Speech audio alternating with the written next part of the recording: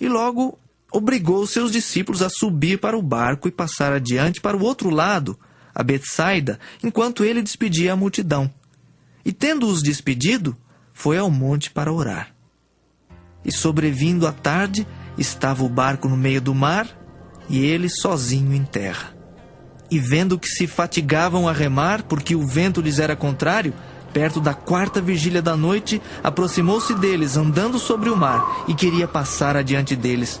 Mas quando eles o viram andar sobre o mar, pensaram que era um fantasma e deram grandes gritos, porque todos o viram e perturbaram-se.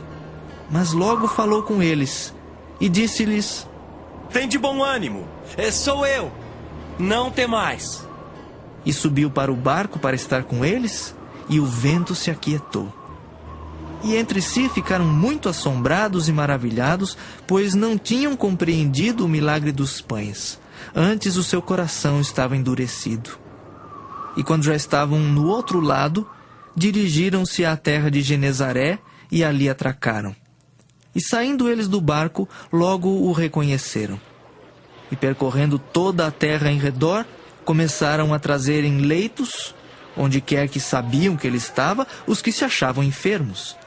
E onde quer que entrava, ou em cidade, ou em aldeias, ou no campo, apresentavam os enfermos nas praças e rogavam-lhe que os deixasse tocar ao menos na orla da sua veste, e todos os que lhe tocavam saravam.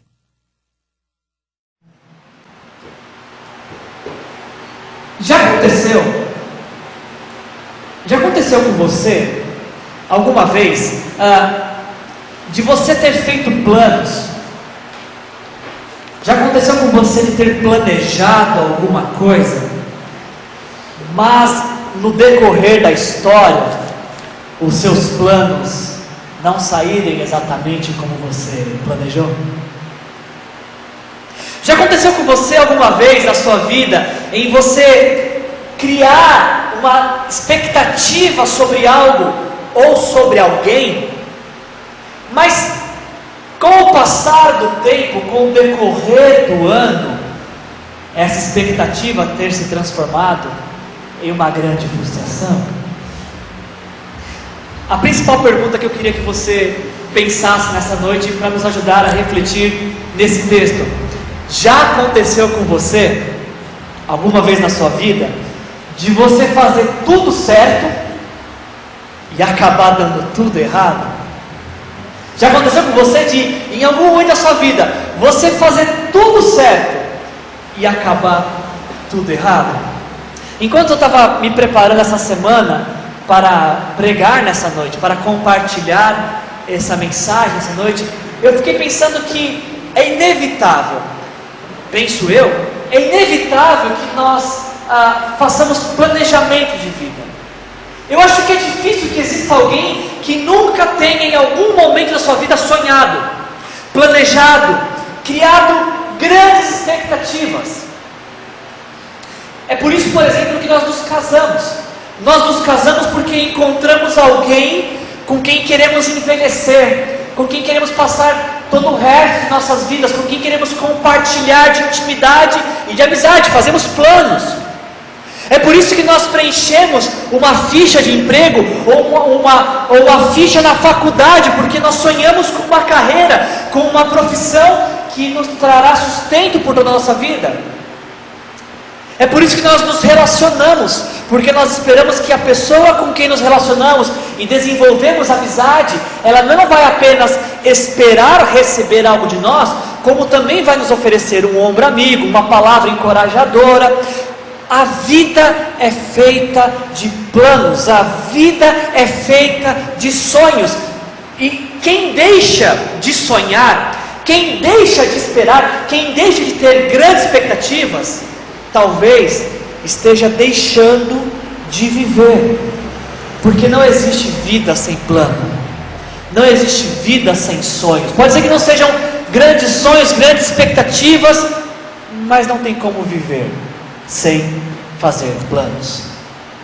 E pode acontecer às vezes, para não dizer quase sempre, que você faz tudo certo, você segue o roteiro e acaba dando tudo errado. A Bíblia nos ensina que nós devemos ter prudência, que nós devemos nos planejar, que nós devemos fazer estratégias em toda a nossa vida. Jesus certa vez falou uma parábola, ele falou assim: escuta, quem é que vai para a guerra sem antes contar quantos soldados tem? Porque pode ser que você vá para a guerra e você descubra que o exército inimigo tem muito mais soldados que você. Jesus fala uma certa parábola: quem é que constrói uma casa? Quem é que se propõe a construir uma casa ou uma torre sem saber se vai ter condições de fazer essa construção? Ninguém em sã consciência constrói algo sem se planejar, sem saber se vai ter como completar essa construção. A Bíblia nos ensina que nós devemos planejar, e planejar e sonhar é sadio. O problema é que às vezes nós fazemos planejamento e nós fazemos tudo certo de acordo com o planejamento e acaba dando tudo errado. Quando eu li esse texto, um texto muito conhecido de nós, o versículo 45 que nós lemos de Marcos capítulo 6, o versículo 45 diz assim: logo em seguida.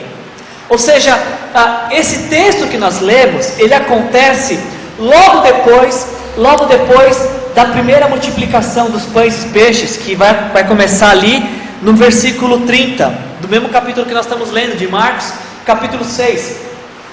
E esse capítulo de Marcos, ele é muito interessante. A primeira multiplicação de Jesus é extraordinária, pensar como Deus trouxe uma grande provisão para aquele povo. Mas tem um detalhe nesse texto, que passa desapercebido pela maioria dos leitores, e foi o que me inspirou a fazer essa mensagem nessa noite.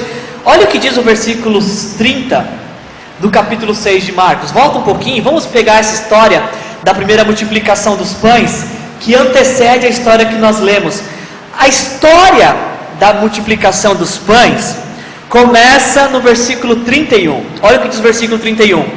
Havia muita gente indo e vindo, ao ponto de eles não terem tempo para comer. Jesus lhes disse: venham comigo para um lugar deserto e descansem um pouco. A grande história da multiplicação dos pães, que antecede a história que nós lemos, começa com um planejamento de Jesus. Nessa história aqui, os discípulos estavam acabando de voltar de uma viagem missionária. Eles estavam voltando de uma viagem onde eles trabalharam muito. E eles chegam então e começam a compartilhar para Jesus como é que foi essa viagem. E versículo 31, Jesus olha para eles e viam que eles não tinham tempo nem para comer. Já aconteceu com você de trabalhar tanto que nunca teve tempo nem para comer? Se já aconteceu com você, você sabe mais ou menos o que esses homens estão passando aqui. Era tanto trabalho, era tantas coisas para fazer, que eles não conseguiam nem parar para comer. O que deve ser horrível, né?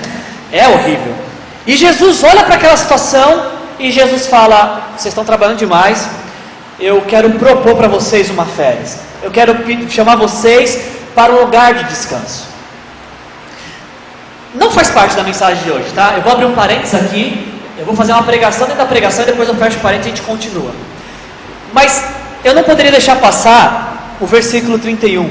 Eu achei muito interessante o fato de que quando Jesus olha para os seus discípulos e vê que eles estão cansados, Jesus fala: venham comigo para um lugar deserto e descansem um pouco.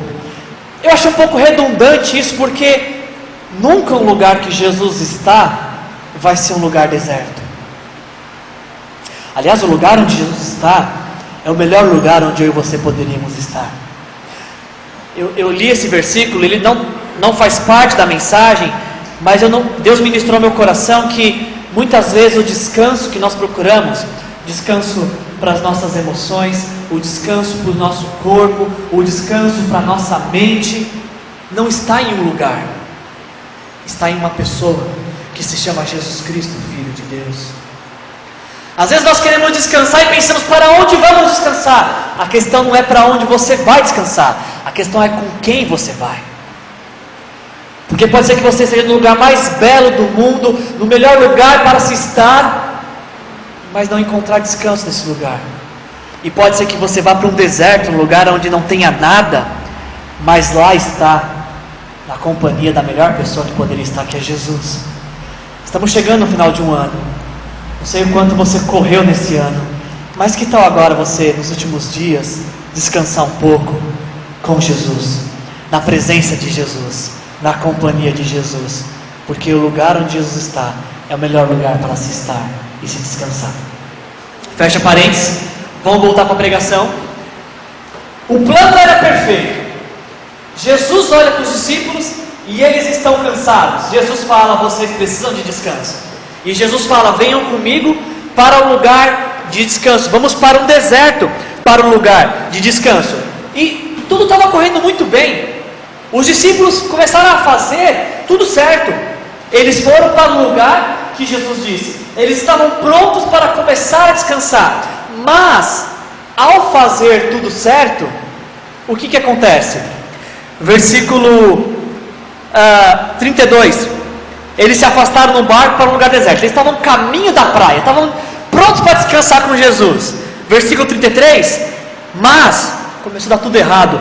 Muitos dos que os viram retirar-se, tendo-os reconhecido, correram a pé a todas as cidades e chegaram lá antes deles.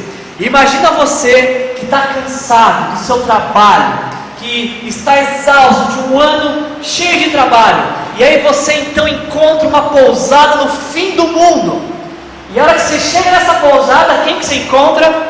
Seu chefe, seus companheiros de trabalho e todo mundo da empresa. Que beleza, não? Que ótimo lugar para descansar. É isso que está acontecendo com os discípulos. Eles estavam cansados do ministério, eles estavam cansados de servir, eles estavam cansados de ministrar. E Jesus fala: vocês precisam de fato descansar. E a hora que eles estão indo para um lugar de descanso, a hora que eles estão fazendo tudo certo, está tudo errado. Porque a hora que eles chegam no lugar para descansar, eles encontram pessoas, muitas pessoas. E se não bastasse isso, se não bastasse ter encontrado pessoas, ainda nos diz o versículo 34 que quando Jesus vê essa grande multidão, Jesus se enche de compaixão dessas pessoas, porque Jesus olha para aquele grupo e vê que eles são como ovelhas sem pastor. E eu acho muito interessante nesse versículo 34, que diz que quando Jesus identifica que aquele grupo era um grupo de ovelhas sem pastor, a maneira como Jesus trata essas pessoas e como Jesus pastoreia essas pessoas, nos diz o final do versículo 34: então começou a ensinar-lhes muitas coisas. Jesus e os discípulos estão saindo de férias, só que no meio das férias eles encontram um grupo de pessoas que são como ovelhas sem pastor. E Jesus, tomado de uma íntima compaixão por aquele grupo, ele dá o que ele tinha de melhor para aquelas pessoas: ensino, palavra, direção para a vida. A maneira como Jesus pastoreia essas pessoas é ensinando sobre Deus e sobre o reino dos céus. E é muito lindo pensar nisso, né? Jesus se compadecendo das pessoas, esse coração cheio de compaixão de Jesus. Mas nós precisamos nos lembrar que enquanto Jesus está ensinando, enquanto Jesus está pastoreando, tem um grupo de 12 homens que está exausto, cansado, com fome, sonhando por suas férias. E aí então acontece algo extraordinário, algo que esses homens, em toda a sua paciência e cansaço, dizem para Jesus. Versículo 35, olha como eles são sutis no seu cansaço. Versículo 35: já era tarde, e por isso seus discípulos aproximaram dele e disseram: este é um lugar deserto, já é tarde. A preocupação dos discípulos: manda embora o povo para que possam ir aos campos e povoados vizinhos comprar algo para comer. Só faltou acrescentar a frase: e que a gente possa enfim descansar, e que a gente possa enfim entrar de férias. Esses homens estavam cansados, esses discípulos estavam exaustos, eles estavam fazendo tudo certo para sair de férias, e chegando no lugar dá tudo errado, porque ao chegar no lugar eles encontram mais trabalho. E aí, a hora que eles estão esperando, achando que a coisa vai acabar, que todo mundo já está bem satisfeito, porque aprendeu bastante, vai voltar para casa, o que Jesus fala para eles no versículo 37? Nada de férias. Versículo 37: deem-lhes vocês algo para que eles possam comer.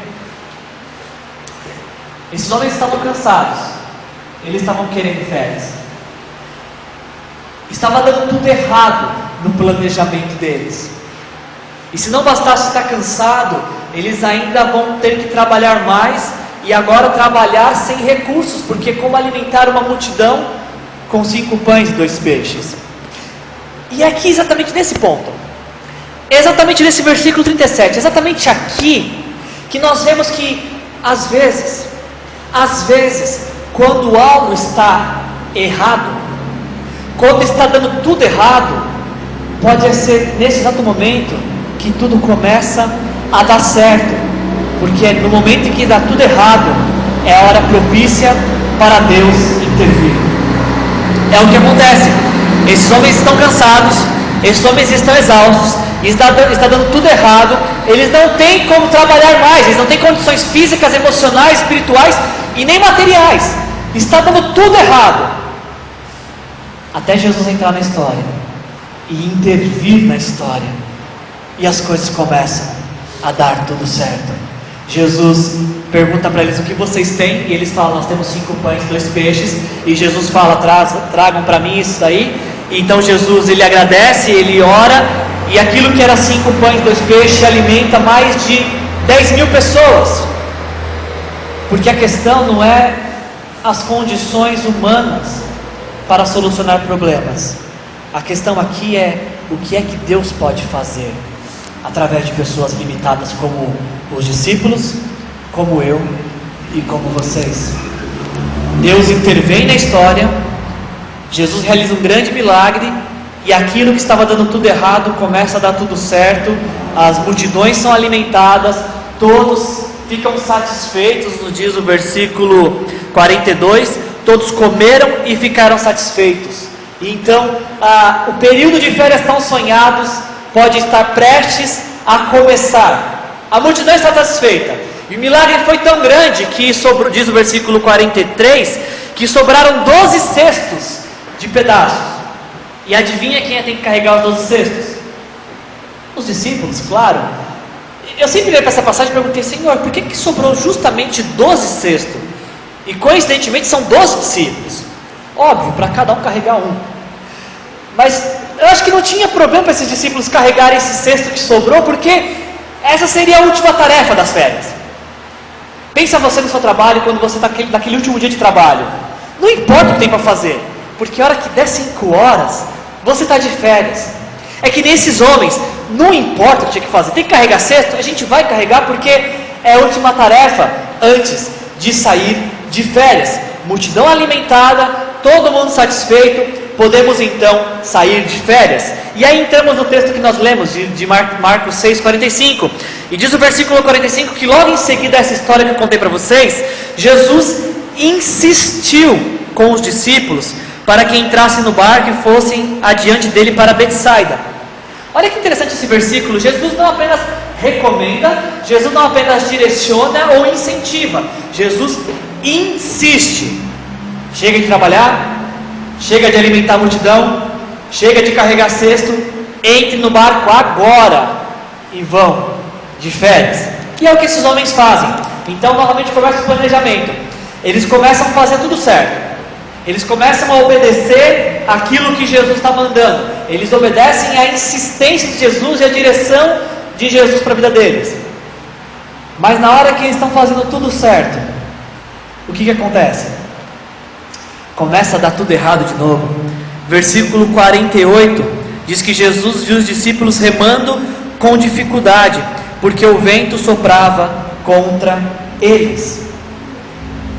Pensa e se coloque no lugar desses homens, cansados, exaustos, famintos, desejantes por férias. Jesus insiste com eles: entrem no barco e vão para o lago. E ao obedecerem a direção de Jesus, eles encontram dificuldades porque o mar estava revolto. Um texto paralelo a esse, que é Mateus 14, que nos conta essa mesma história, nos diz que Jesus ele vem então ao encontro dos discípulos e eles acham que é um fantasma, e Jesus fala: coragem, sou eu, não tenho medo. E lá em Mateus 14, Pedro fala: se é o Senhor, permita-me então andar até as águas e ter um encontro com o Senhor. Esses homens fizeram tudo certo, e começa a dar tudo errado. Eles começam a enfrentar grandes dificuldades. Mais uma vez Jesus entra na história, intervém, aparece diante deles, anda sobre as águas. Pedro anda sobre as águas. Jesus entra no barco, diz o versículo 51, que Jesus entra no barco e o vento se acalma. Mais uma vez Jesus intervém na história. Mas sabe o que é muito interessante nessa história que nós estamos falando nesta noite? É que mesmo que Jesus tenha feito a multiplicação dos pães, mesmo Jesus andando sobre as águas, mesmo Pedro andando sobre as águas, e mesmo Jesus tendo acalmado o vento e o mar, olha o que diz o versículo 51 e 52. Então subiu no barco para junto deles, e o vento se acalmou, e eles ficaram atônitos. E qual o motivo dessa admiração, de terem ficado pasmos? Versículo 52: pois não tinham entendido o milagre dos pães. E por qual motivo eles não entenderam os milagres dos pães? Porque o coração deles estava endurecido. Eu fiquei pensando, como é que alguém pode ficar com o coração endurecido quando Jesus pega o mínimo e transforma no máximo? Como que alguém pode ficar com o coração endurecido vendo alguém andando sobre as águas? Como é que alguém pode ficar com o coração endurecido ouvindo um homem com uma única palavra acalmar ventos e mar? Esse texto que nós estamos lendo essa noite, ele nos convida a repensar em como nós vemos a vida e como nós nos portamos diante das nossas dificuldades. O convite desta noite é refletir em como agimos quando fazemos tudo certo e dá tudo errado. Porque o texto nos mostra que por 2 vezes esses discípulos fizeram tudo certo, mas deu tudo errado. E a conclusão disso é que eles ficaram com o coração endurecido, mesmo diante de milagres, mesmo diante de demonstrações de cuidado de Deus, mesmo de toda a ação que estava aqui em torno dessa história. Porque o coração endurecido faz com que a gente não preste atenção no mover de Deus, na maneira como Deus está agindo e aquilo que Deus quer fazer em nossas vidas. Eu queria pedir que você abrisse sua Bíblia, por favor, em Hebreus, lá no finalzinho da Bíblia. Hebreus, capítulo 3, antes de Tiago e depois de 2 Timóteo, depois de Tito. Hebreus capítulo 3. Quando nós fazemos tudo certo e dá tudo errado, nós temos que ter cuidado com o nosso coração, porque ele pode nos impedir de ver aquilo que Deus quer fazer. E Hebreus capítulo 3, aliás, antes do capítulo 3, versículos de 12 a 14, diz assim: cuidado, irmãos, para que nenhum de vocês tenha um coração perverso e incrédulo, que se afaste de Deus vivo.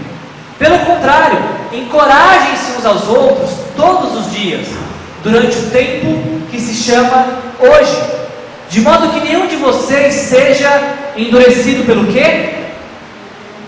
Pelo engano do pecado, para que vocês não sejam endurecidos pelo engano do pecado, pois passamos a ser participantes de Cristo, desde que de fato nos apeguemos até o fim à confiança que tivemos no princípio. Jesus está ali, diante daqueles homens, Jesus está fazendo milagres, Jesus está salvando eles de um mar agitado, mas eles não conseguem compreender isso, porque o coração deles está endurecido. E eu fico pensando se nós não corremos o mesmo risco de ter experiências como essas, de saber que Deus cuida de nós, de depositar nossa fé em Jesus, dizermos que Ele é nosso Senhor, que Ele é nosso Salvador. Durante todo um ano nós vamos para a igreja, mas será que nosso coração às vezes não fica endurecido pelas tempestades da vida, pelas necessidades da vida? Eu não sei como é que foi o seu 2013, e eu não sei como é que vai ser o nosso 2014, Eu não sei se tudo que você fez esse ano deu certo, se você fez tudo certo esse ano e acabou dando tudo errado, ou se você fez tudo errado e ainda tem esperança que possa acabar tudo certo neste ano para você. Mas, olhando para esse texto, nós precisamos pensar nessa noite, como está o nosso coração nesta noite? Nós estamos prestes a encerrar esse ano, e como é que nosso coração vai encerrar este ano? Será que nós temos um coração nessa noite que está atento ao que Deus está falando, ao que Deus está direcionando? Ou será que nosso coração nessa noite está endurecido pelo pecado, e nosso pecado nos impede de entender, ver e perceber o que Deus está fazendo e o que Ele quer de nós? Como na história que nós lemos, Jesus foi até aqueles homens para os salvar de um mar agitado. Nesta noite Jesus também vem até aqui para ter um encontro comigo, com você, para nos salvar dos nossos pecados, para nos trazer livramento eterno. O coração endurecido daqueles homens os impedia de ver tudo aquilo que Deus estava fazendo na história, porque eles estavam pensando: fizemos tudo certo e acabou tudo errado. E eu e você nessa noite, como é que está nosso coração? Será que nosso coração está endurecido? Ou estamos prontos para ouvir aquilo que Deus quer nos falar? Não só esse ano, mas em todas as nossas vidas. Como diz em Hebreus 4:7, por isso Deus estabelece outra vez, um determinado dia, chamando de hoje, ao declarar muito tempo depois, por meio de Davi, de acordo com o que fora dito antes: se hoje, 29 de dezembro de 2013, se hoje vocês ouvirem a sua voz, não endureçam o coração, porque um coração endurecido pelo pecado, um coração endurecido e que só olha para as circunstâncias, não tem capacidade de ver aquilo que Deus quer e o que Deus tem pela frente. Eu quero concluir essa mensagem dessa noite, e quero concluir de uma forma muito prática. Eu quero que você lembre essa mensagem na sua virada do ano, e que você possa praticá-la na virada do ano, e que aquilo que você vier a praticar possa te conceder grandes vitórias em 2014. Talvez essa vai ser a última mensagem que você vai ver esse ano. Não sei se você ainda tem planejamento de ouvir outra mensagem, pode ser que essa seja a última. E o que é que você vai levar dessa última mensagem que Deus está falando com você? Algumas das minhas sugestões para você nessa noite. Primeira forma de encerrarmos essa mensagem de uma maneira prática, eu queria que nós entendêssemos nessa noite que quando fazemos tudo certo, pode ser que dê tudo errado. Pode ser que você esteja planejando seu 2014 e que você faça tudo certo para que aconteça grandes coisas. Mas o texto nos ensina nessa noite que nós temos que estar preparados, que mesmo fazendo tudo certo, pode ser que dê tudo errado. E quem sou eu? Quem diz isso não sou eu, mas é um texto de Eclesiastes, capítulo 9, versículo 11, que diz assim: percebi ainda outra coisa debaixo do sol: os velozes nem sempre vencem a corrida, os fortes nem sempre triunfam na guerra. E que nos diga o Anderson Silva: os sábios nem sempre têm comida, os prudentes nem sempre são ricos, os instruídos nem sempre têm prestígio. E por que tudo isso acontece? Porque o tempo e o acaso afetam a todos. Eu tenho ouvido falar que se você é crente, você não vai sofrer. Eu tenho ouvido falar que se você é cristão, você tem direitos a exigir de Deus. Eu tenho ouvido falar que se você entregou a sua vida para Jesus, Deus te coloca sobre cabeça, não como cauda, e onde você pisar é terra sua. Mas para acreditar nisso, eu teria que rasgar essa página da minha Bíblia, porque ela me diz que mesmo fazendo tudo certo, às vezes algumas coisas erradas vão acontecer em nossas vidas.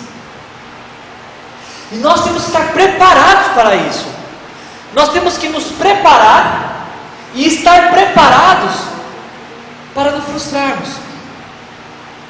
para nos desapontarmos. Nós temos que batalhar para vencer, mas temos que estar preparados para perder, porque o tempo e o acaso afetam a todos. Pode ser que em 2014 nós não vamos estar mais aqui. Alguns de nós pode ser que não vamos estar mais aqui. Pode ser que em 2014 aconteçam coisas que a gente fique sem entender. Mas precisamos nos lembrar que o tempo e o acaso afetam a todos, inclusive os filhos de Deus.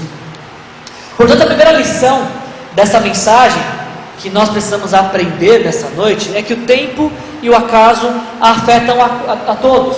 Em 2014 eu espero que você planeje, eu espero que você sonhe, que você elabore, mas também que você, junto comigo, aprenda a lidar com os imprevistos da vida, sabendo que nada que acontece em nossas vidas passa desapercebido por Deus. Mesmo com os acasos da vida, Deus ainda nos ama e ainda cuida de nós. Essa é a primeira lição dessa noite. A segunda lição, para nós encerrarmos a mensagem de forma prática, é que se tudo der errado, se você fizesse tudo certo e der tudo errado, lembre-se que você tem um Deus a quem você pode recorrer. Pastor, eu fiz tudo certo, eu me comportei, eu obedeci, eu tirei boas notas na escola, eu não respondi, eu fiz tudo certo, deu tudo errado. Bom, então lembre-se que você tem um Deus que te ama e que nesta noite pode recomeçar uma nova história com você. Aliás, algo maravilhoso na vida cristã é justamente isso. Não importa quantas vezes você caia. Não existe um contador celestial falando, até que caí. Você caiu bastante esse ano, hein? Estou contando. Não existe alguém no céu, um anjo, que está contando quantas vezes nós caímos. Porque não importa quantas vezes nós venhamos a cair.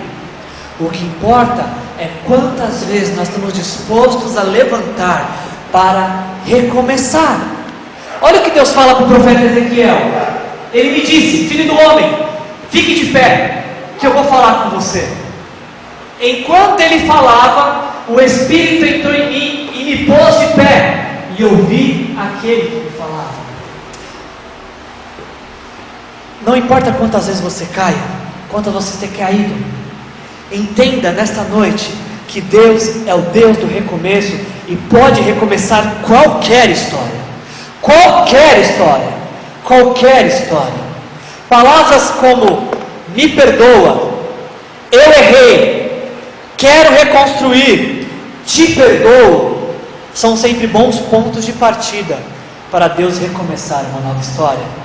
A segunda lição desta mensagem é que forte não é aquele que nunca perde. Forte é aquele que sempre se levanta depois de uma derrota. Essa é a segunda lição prática dessa mensagem. E para a gente finalizar, a terceira e última lição dessa mensagem e deste ano e deste culto é que quando tudo dá errado, podem acontecer coisas maravilhosas. O que é mais impressionante para mim nesse texto que nós lemos de Marcos 6, dessa história da multiplicação dos pães e Jesus acalmando o mar, é que na hora que tudo deu errado, aconteceram coisas maravilhosas. Eu não sei se você já tinha parado para refletir nesse texto, mas as pessoas que provaram do milagre de Jesus, as pessoas que foram curadas, as pessoas que se alimentaram dos pães, dos peixes, elas passaram a ver Jesus apenas como um realizador de milagres, apenas como alguém que está ali para atender as necessidades delas. É o que nos diz Marcos 6, versículo 56. E aonde quer que ele fosse, aonde quer que Jesus fosse, povoados, cidades ou campos, levavam os doentes para as praças, suplicavam-lhe que pudessem pelo menos tocar na borda do seu manto, e todos os que nele tocavam eram curados. essa multidão que se alimentou da multiplicação dos pães e peixes, essa multidão que foi curada, se você perguntasse para eles assim, quem é Jesus para vocês? Eles diriam, Jesus é aquele moço de Nazaré que multiplica pães e peixes. Se você perguntasse para alguém dessa multidão, quem é Jesus para você? Eles diriam, Jesus não é aquele moço que está curando, que todo mundo que encosta nele é curado? Para este grupo de pessoas, Jesus, ele só é aquele que faz milagres. Mas, para esse grupo de 12 homens, que entrou no mar, diante de uma insistência de Jesus, Jesus era muito mais do que alguém que apenas fazia milagres. Para esse grupo que enfrentou a tempestade da vida, quando entraram no barco, o vento cessou. Então os que estavam no barco o adoraram, dizendo: verdadeiramente tu és o Filho de Deus.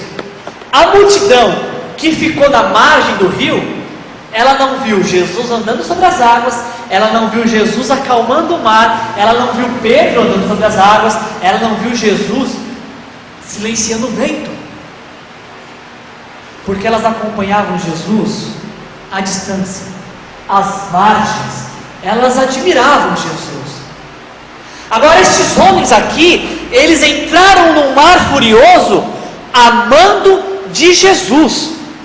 Eles enfrentaram dificuldades, porque Jesus insistiu que eles estivessem naquele lugar.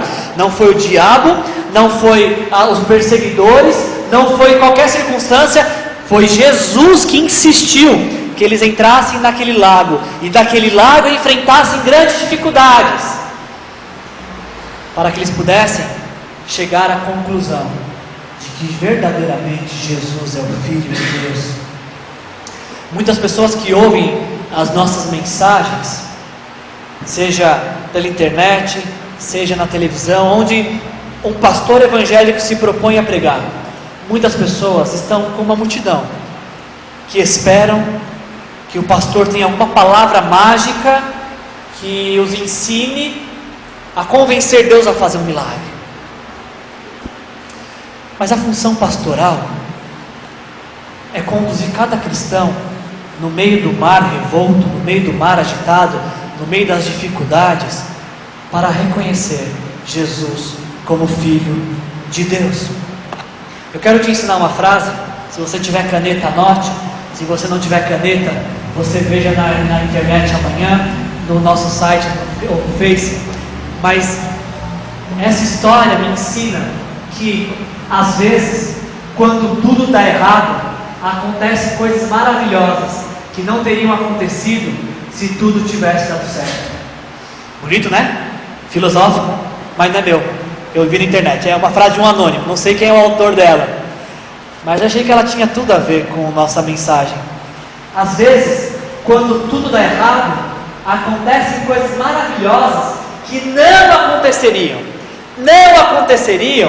se tudo tivesse dado certo. Se no começo da nossa história esses discípulos tivessem saído de férias, se tivesse dado certo o plano de sair de férias, eles não teriam reconhecido Jesus como Filho de Deus. Eles não teriam experiência de ver a grandeza de Jesus acalmando o mar, silenciando o vento. Pedro nunca andaria sobre as águas se tivesse dado certo o plano de férias. Olhando para a sua vida e para a minha vida, será que às vezes não acontece a mesma coisa? Algumas coisas acontecem na nossa vida, alguns dos nossos planos dão certo, e nós falamos: Deus, obrigado, porque os meus planos deram certo, o Senhor abençoou meus planos, e graças a Deus por isso. Mas a mensagem dessa noite nos encoraja a pensar que, se porventura em 2014 algumas coisas derem errado, quem sabe Deus não está preparando um ambiente perfeito para que tudo comece a dar certo e coisas maravilhosas aconteçam. Essa é a minha expectativa ao encerrar essa mensagem, ao encerrar esse ano. Essa é a minha esperança. Em 2014, planeje, sonhe, tenha grande expectativa sobre sua vida. Se tudo der certo na sua vida ano que vem, se tudo der certo, amém. Graças a Deus. Que bom que tudo deu certo para você. Volte aqui o ano que vem e testemunhe. Diga para a gente tudo aquilo que Deus fez por você. Se o ano que vem der tudo certo, glória a Deus. Que bom, que bom. Como sua família, nós nos alegramos com você. Mas se porventura o tempo e o acaso nos alcançar, e se tudo der errado em 2014, amém também. Graças a Deus. Volte aqui em 2014 e diga: tudo deu errado, mas no meio disso tudo, coisas maravilhosas aconteceram e eu pude conhecer a Deus como nunca antes eu tinha conhecido. Dê graças a Deus, louve ao Senhor e aprenda com aquilo que Deus quer fazer. Feche seus olhos.